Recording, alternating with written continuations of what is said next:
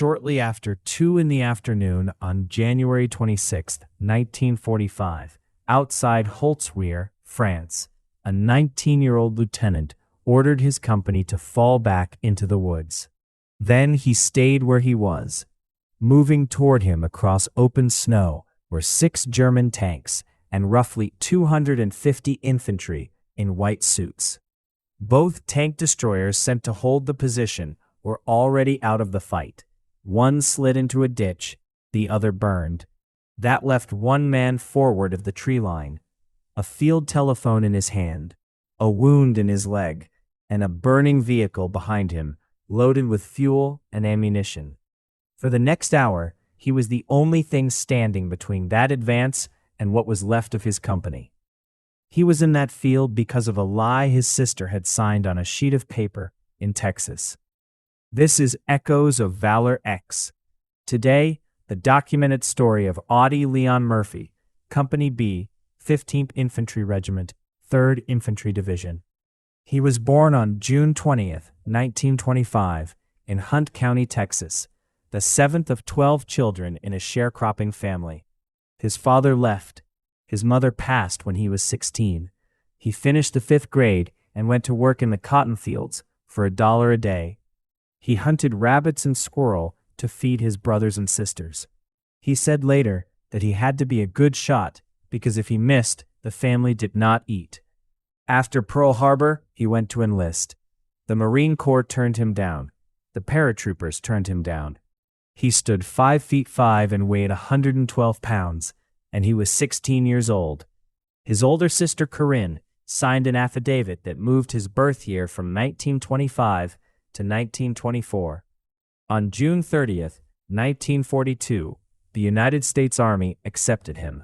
That one altered digit followed him for the rest of his life. It is carved into his headstone at Arlington today. He landed in North Africa, then Sicily, then Salerno, Anzio, Rome. On August 15, 1944, his battalion came ashore in southern France near Ramatuelle. Murphy was an acting platoon sergeant. His closest friend in the company was a private first class from Tennessee named Laddie Tipton, a man more than a decade older than him. The two of them went up a hill together and knocked out a German machine gun position. A second gun opened up. They forced it quiet with rifle fire and grenades, and a white cloth came up from the German position.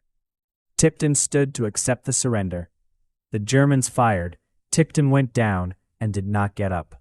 Murphy took that position alone, then turned the captured gun on the rest of the hill.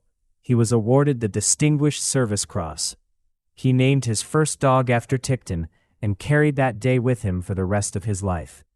On October 14, 1944, he was given a battlefield commission. 12 days later, near Les Rougeaux, a German sniper shot him through the right hip. 3 days passed before he could be evacuated.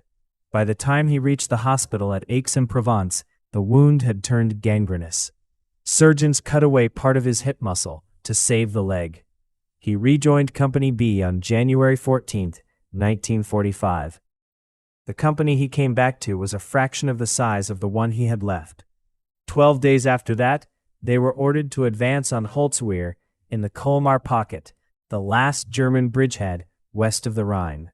What Murphy did with the burning tank destroyer was not in any manual, and no officer would have ordered it. The 2 tank destroyers were finished within minutes of the German counterattack starting. Murphy sent his company back into the tree line to prepared positions and stayed forward alone at his command post with the artillery telephoned. He began calling fire onto the advancing infantry. The German tanks came on past him. The infantry closed toward the woods. Then he walked to the burning tank destroyer, climbed onto the deck, and took hold of the .50 caliber machine gun mounted on it. The vehicle was on fire. Its crew had abandoned it. Its fuel and its ammunition could go up at any moment. That is precisely why the Germans were not putting fire on it. They had already written it off, and the smoke pouring off the hull hid the man standing on top. For more than an hour, Murphy fired that gun in both directions as German infantry worked toward him along a drainage ditch. Some of them came within a few meters of the vehicle before he turned the gun on them. The whole time he kept the field telephone in his other hand and kept adjusting American artillery closer and closer to his own position. Here's where it gets strange. At one point, the fire direction officer on the other end of that line asked him how close the enemy had gotten. Murphy answered, "Just hold the phone and I'll let you talk to one of the bastards." He was hit in the leg during the hour on the deck. He did not report it. He got down off the tank destroyer and walked back to his company before the vehicle finally went up. The German attack broke. Murphy refused evacuation, reorganized what was left of Company B, and led it forward into Holtzwihr. The Medal of Honor citation credits him with roughly 50 enemy casualties in that hour, and with holding a position that the loss of would have exposed his entire company. On June 2, 1945, on an airfield near Salzburg, Austria, Lieutenant General Alexander Patch pinned the Medal of Honor on him. He was 19 years old. He had been in combat for 27 months. He came home the most decorated American combat soldier of the war. Life magazine put his face on the cover in July of 1945, and Hollywood came for him. In 1955, he played himself in the film of his own memoir, To Hell and Back. It became one of the biggest hits University had ever released. None of that was the hard part. He could not sleep. He kept a loaded pistol under his pillow for years. The nightmares did not stop. By the mid-1960s, he was dependent on a prescription sleeping drug called Placidol. When he understood what it had become, he locked himself in a motel room, stopped taking it, and rode out the withdrawal alone for a week. Then he did the thing almost no man of his generation was willing to do. He talked about it in public. He told reporters what combat had done to his mind, and he pressed the United States government to study the emotional cost of war and to extend medical care to veterans carrying it. He asked for that in the 1960s. The condition he was describing did not receive an official name in American medicine until 1980.